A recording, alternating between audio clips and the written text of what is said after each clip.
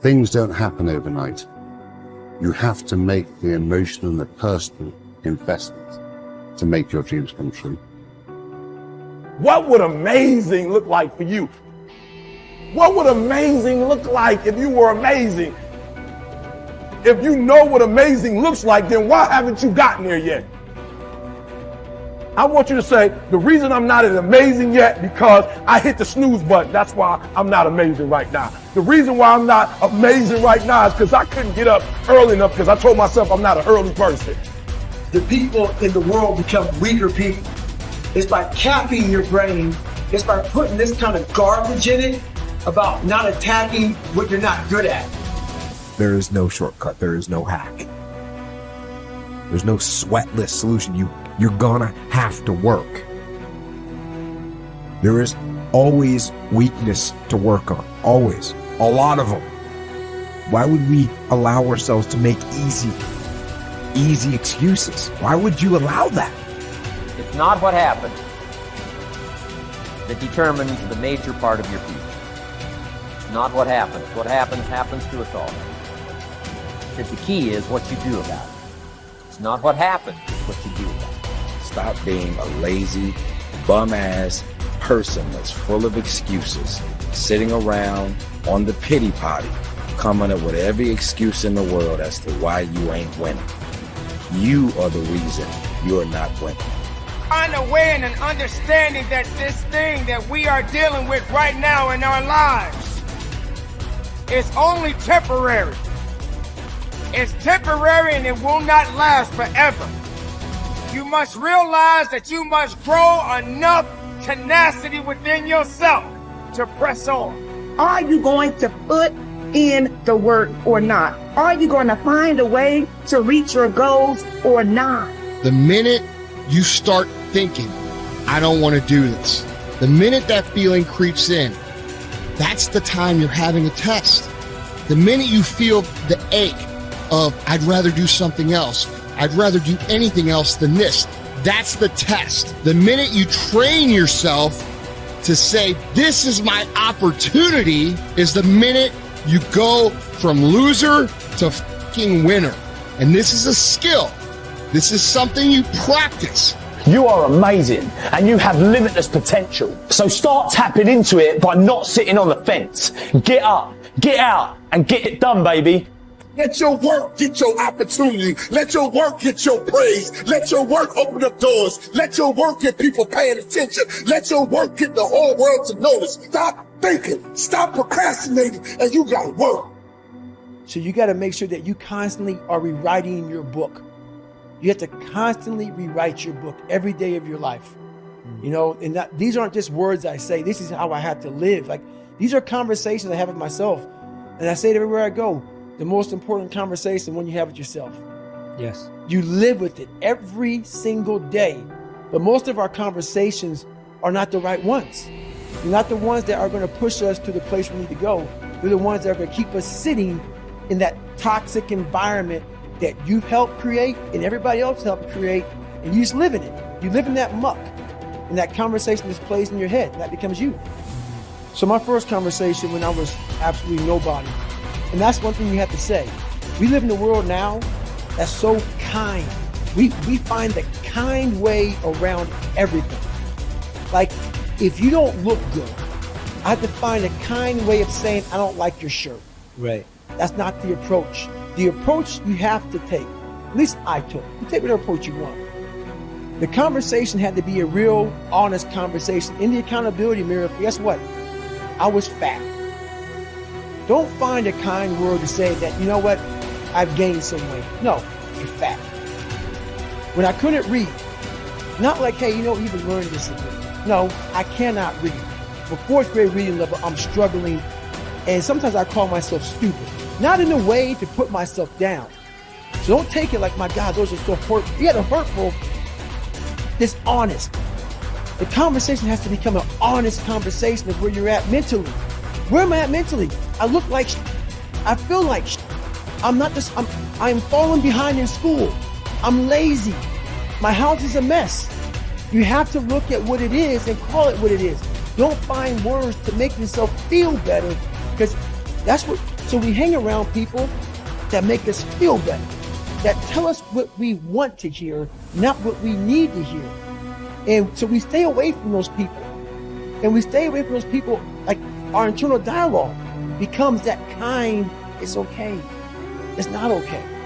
So that's where it starts. It starts with that accountability of it's not okay anymore. This can no longer be okay.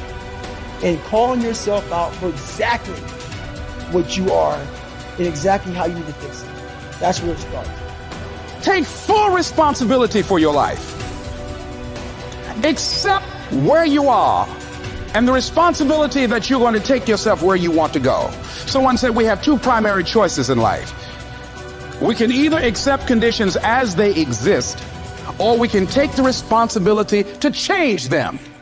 See, a lot of people want to exempt themselves from taking responsibility. All they want to do is talk about the problem. Every time you see them, they'll tell you their story over and over and over and over again. No. You want to take responsibility for your life. I got me here, I can get me out of this. And I'm getting out. I'm not going to be a volunteer victim. George Bernard Shaw said there are two kinds of people in life. You know, he said those that make things happen, those that watch things happen, and those that don't know what happened. And he said the people that get along in this life look around for the circumstances that they want, and if they can't find them, they make them. They create them.